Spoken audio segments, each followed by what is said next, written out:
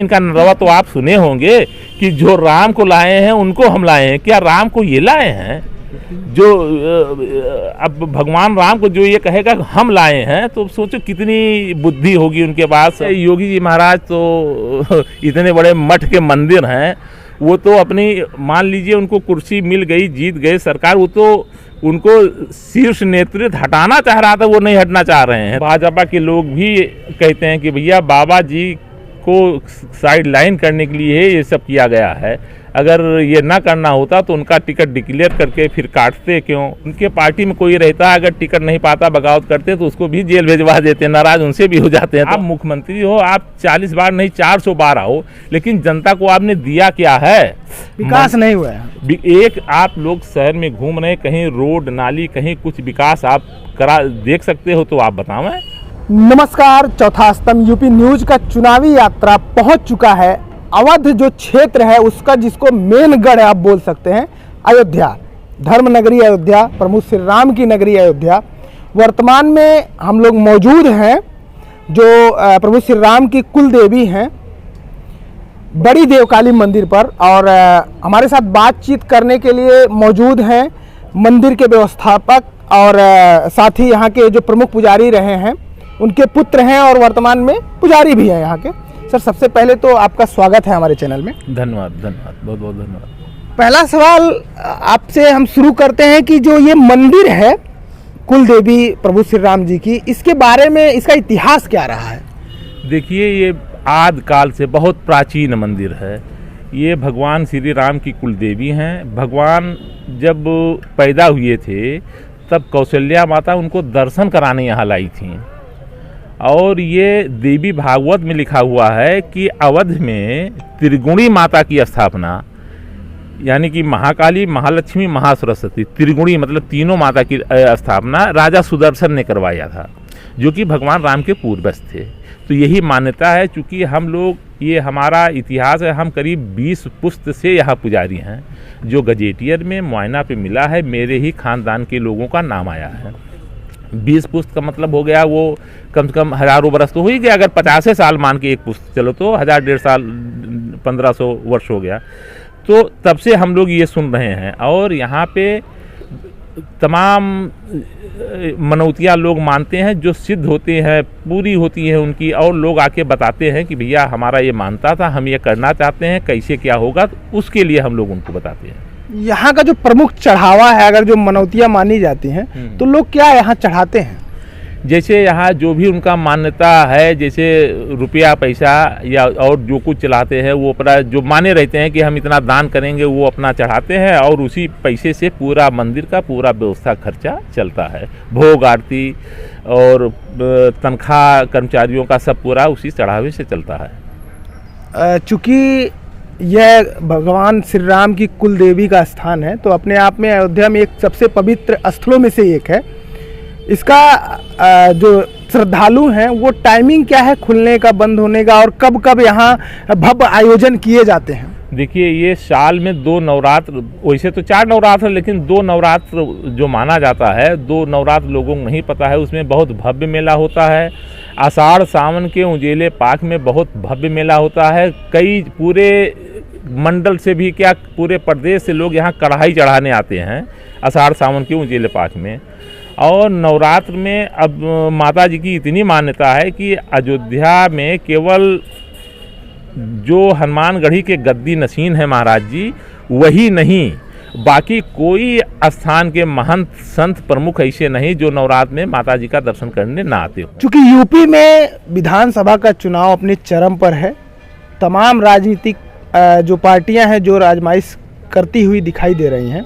अगर इस मंदिर की बात की जाए, कुल देवी की बात की जाए, तो राजनीति में कितना असर दिखाई देता है इस मंदिर का या यहाँ के जो लोग हैं उनका?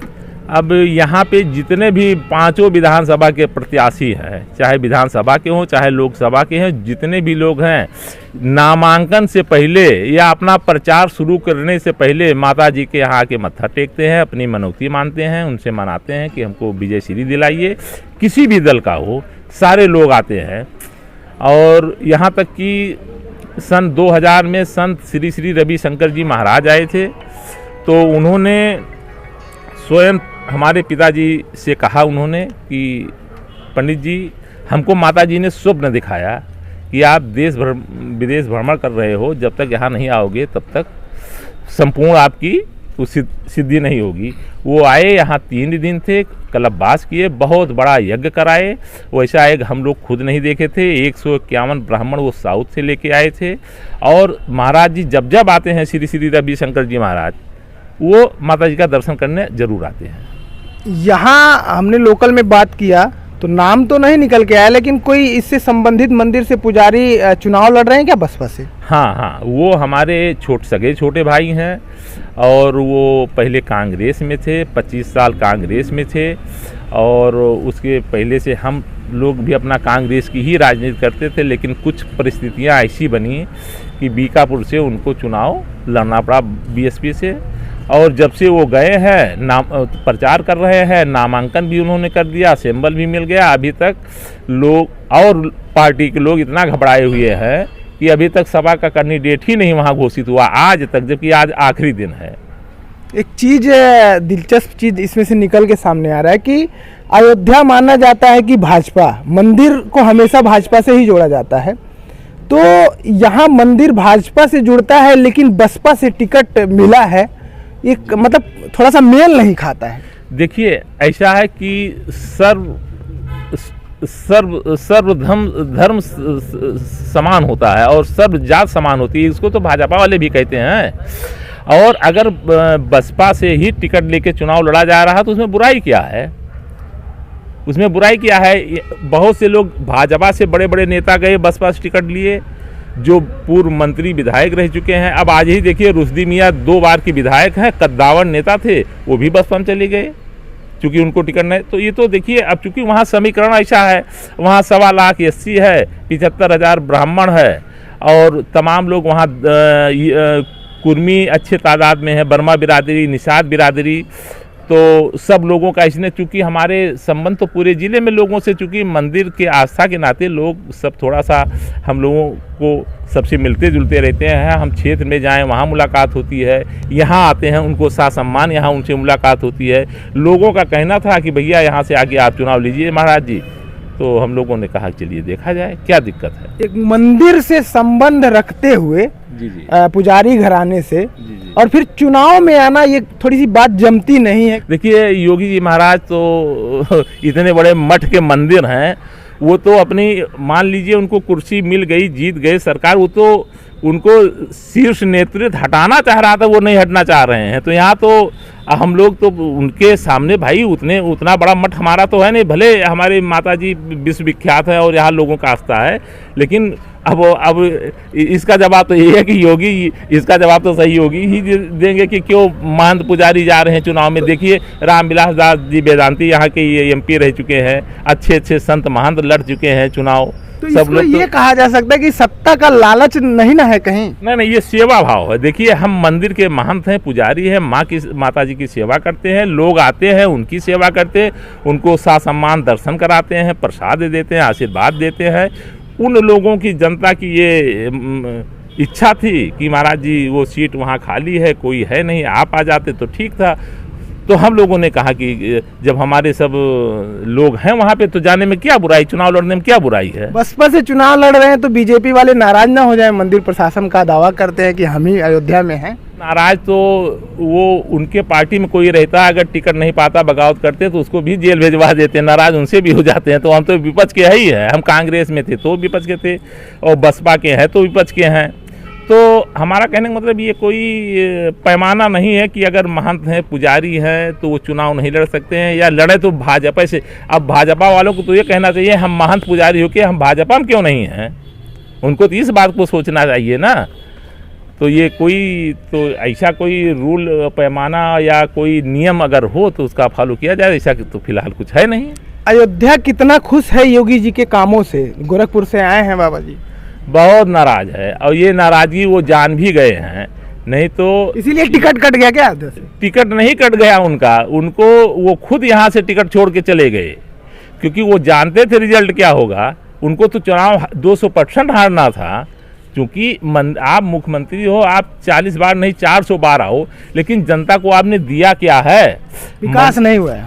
एक आप लोग शहर में घूम रहे हैं, कहीं रोड नाली कहीं कुछ विकास आप करा देख सकते हो तो आप बतावें, हमको तो कुछ नहीं दिखाई दे। देखिए मंदिर, जहाँ तक मंदिर का निर्माण, वो तो सुप्रीम कोर्ट के आदेश, वो तो कोई सरकार होता, बहन जी की सरकार होती, अखिलेश जी की सरकार होती या कांग्रेस की सरकार होती, तो वो कोर्ट जब आदेश कर दिया तो मंदिर तो बनना तो बनेगा, उसको कौन रोक पाएगा? इसका सारा श्रेय बीजेपी वाले उठा लेते हैं, लेकिन वो लेते हैं, लेकिन ये गलत है।